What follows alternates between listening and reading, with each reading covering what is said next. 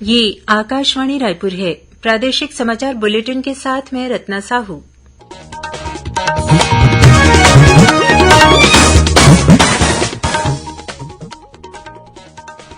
और अब पेश है आज के मुख्य समाचार। प्रधानमंत्री नरेंद्र मोदी कल छत्तीसगढ़ के एक दिवसीय प्रवास पर बस्तर आएंगे। जगदलपुर में 26,000 करोड़ रुपये से अधिक की विभिन्न विकास परियोजनाओं का शिलान्यास और लोकार्पण करेंगे।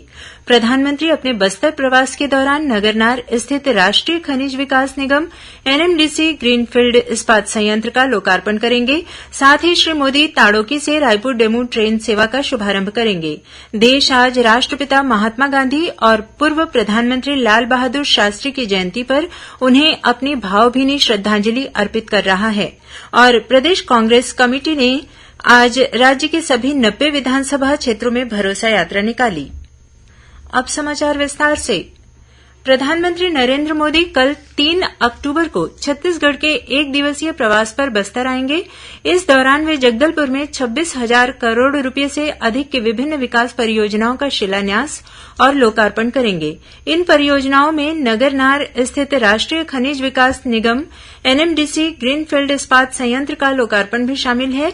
यहां उच्च गुणवत्ता वाला इस्पात निर्मित होगा। यह संयंत्र करीब 24,000 करोड़ रुपये की लागत से बनकर तैयार हुआ है।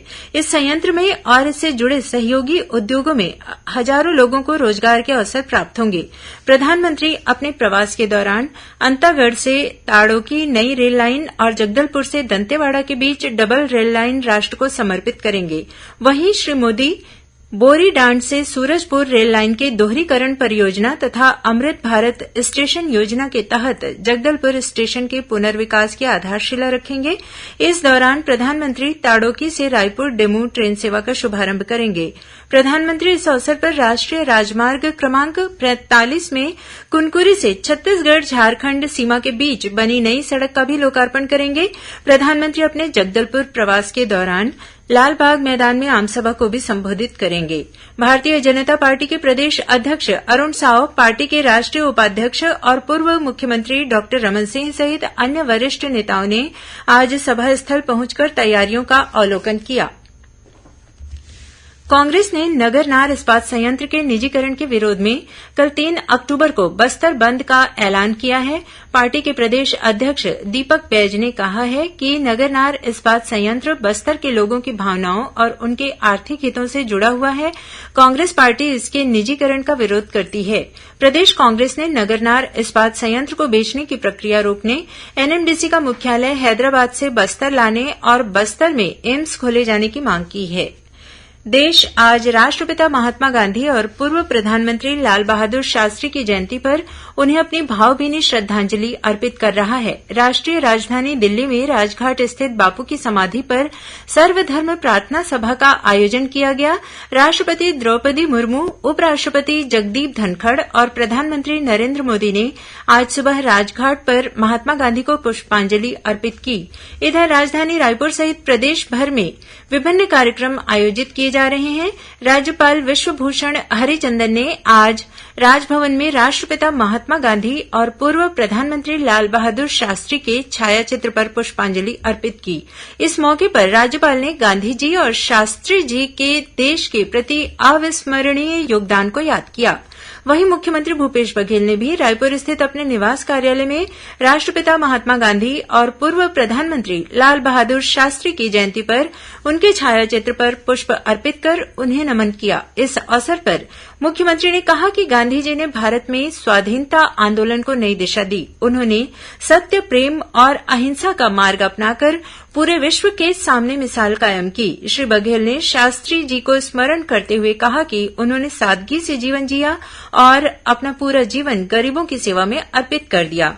उधर छत्तीसगढ़ उच्च न्यायालय भवन में मुख्य न्यायाधीश रमेश सिन्हा ने महात्मा गांधी की प्रतिमा का अनावरण किया।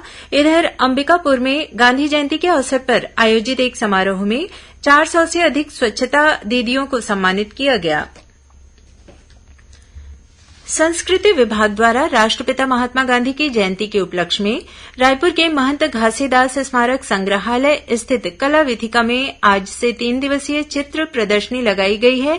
इस प्रदर्शनी में गांधी जी के जन्म, बचपन, परिवार, किशोरावस्था में अध्ययन सहित जीवन काल की उल्लेखनीय घटनाओं से संबंधित 100 से अधिक चित्रों का समावेश है। इस प्रदर्शनी का अवलोकन 4 अक्टूबर तक सुबह 10:30 बजे से शाम 5:30 बजे तक किया जा सकता है।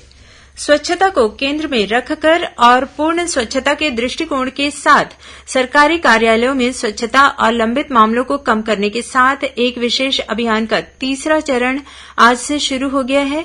राष्ट्रपिता महात्मा गांधी की जयंती के अवसर पर शुरू हुआ यह विशेष अभियान 31 अक्टूबर तक जारी रहेगा। यह अभियान पिछले 2 वर्षों में चलाए गए विशेष अभियानों की अगली कड़ी है। इस बीच आज आकाशवाणी नई दिल्ली में एक विशेष स्वच्छता अभियान का तीसरा चरण शुरू किया गया। आकाशवाणी की प्रधान महानिदेशक डॉक्टर वसुधा गुप्ता ने स्वच्छता गतिविधियों का आकलन करने के लिए आकाशवाणी परिसर का निरीक्षण किया।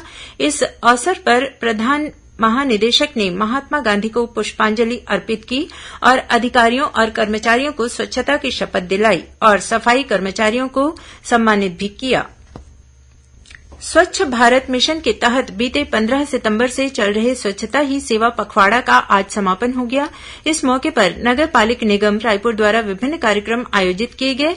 इसके तहत 350 सफाई मित्रों को प्रशस्ति पत्र देकर और 20 स्वच्छता दीदियों को उत्कृष्ट कार्य का प्रमाण पत्र देकर सम्मानित किया।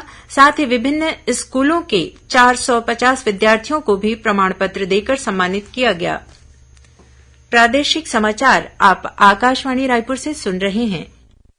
छत्तीसगढ़ की खबरों से है आपका वास्ता और खबरों की विश्वसनीयता से है हमारा वास्ता। आकाशवाणी समाचार रायपुर के प्रादेशिक समाचार बुलेटिन के साथ ही हमारे समसामयिक कार्यक्रम आप रेडियो के अलावा अपने मोबाइल पर भी सुन सकते हैं। आकाशवाणी समाचार फेसबुक, ट्विटर और यूट्यूब पर भी उपलब्ध है। हमारा Facebook page Chhattisgarh news on AIR, Twitter handle CGAIR news और हमारा यूट्यूब चैनल है छत्तीसगढ़ AIR न्यूज। तो अब रेडियो के साथ ही आपके मोबाइल के जरिए भी हम पहुंच रहे हैं आप तक। छत्तीसगढ़ की हर खबर के लिए सुनते रहिए आकाशवाणी समाचार।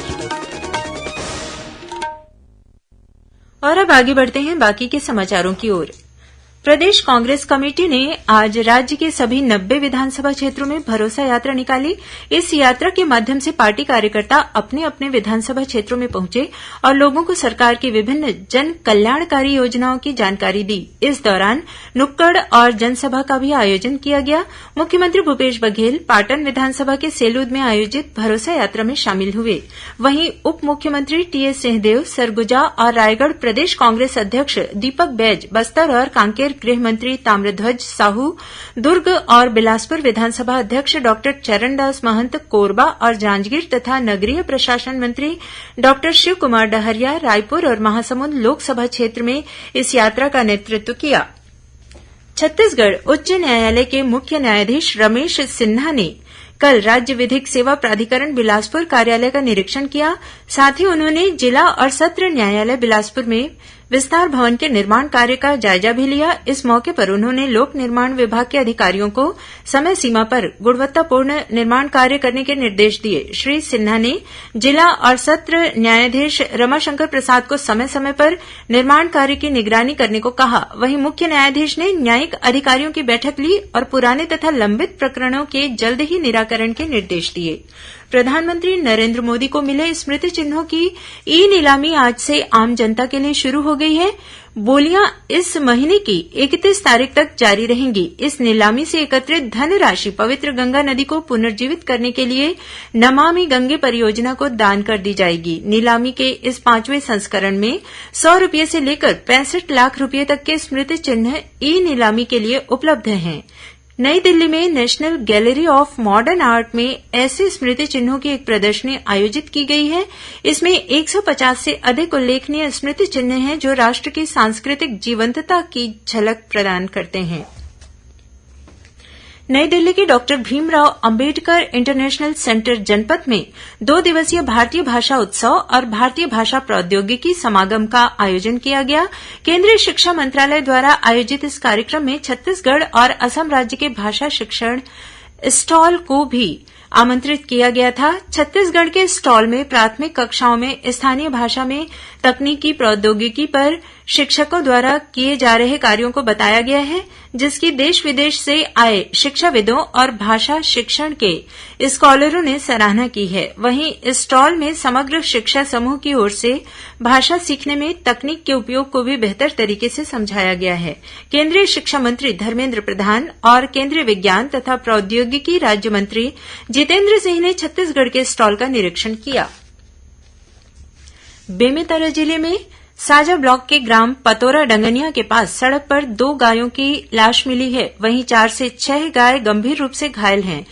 घायल गायों को इलाज के लिए थान खमरिया के पास स्थित गौशाला ले जाया गया है। पुलिस ने अज्ञात आरोपियों के खिलाफ पशु क्रूरता अधिनियम के तहत अपराध पंजीबद्ध किया है।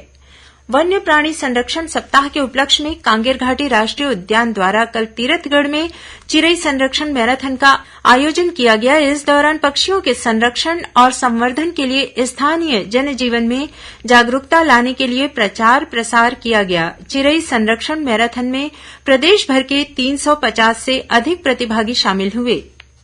और अब कुछ खबरें संक्षेप में। आज आकाशवाणी रायपुर का स्थापना दिवस है। वर्ष 1963 में आज ही के दिन यानी 2 अक्टूबर को आकाशवाणी रायपुर से प्रसारण शुरू हुआ था और तेलंगाना के अमरावती में आयोजित major Dhyanchand cup all India women hockey प्रतियोगिता में बहतरई बिलासपुर की टीम ने आज एक रोमांचक मुकाबले में साई मुंबई को 4 के मुकाबले 5 गोल से पराजित कर फाइनल मुकाबला जीत लिया। अंत में मुख्य समाचार एक बार फिर। प्रधानमंत्री नरेंद्र मोदी कल छत्तीसगढ़ के 1 दिवसीय प्रवास पर बस्तर आएंगे। जगदलपुर में 26,000 करोड़ रुपए से अधिक की विभिन्न विकास परियोजनाओं का शिलान्यास और लोकार्पण करेंगे। प्रधानमंत्री अपने बस्तर प्रवास के दौरान नगरनार स्थित राष्ट्रीय खनिज विकास निगम एनएमडीसी ग्रीनफील्ड इस्पात संयंत्र का लोकार्पण करेंगे। साथ ही श्री मोदी ताड़ोकी से रायपुर डेमू ट्रेन सेवा का शुभारंभ करेंगे। देश आज राष्ट्रपिता महात्मा गांधी और पूर्व प्रधानमंत्री लाल बहादुर शास्त्री की जयंती पर उन्हें अपनी भावभीनी श्रद्धांजलि अर्पित कर रहा है और प्रदेश कांग्रेस कमेटी ने आज राज्य के सभी 90 विधानसभा क्षेत्रों में भरोसा यात्रा निकाली। इसी के साथ प्रादेशिक समाचार बुलेटिन समाप्त हुआ। नमस्कार।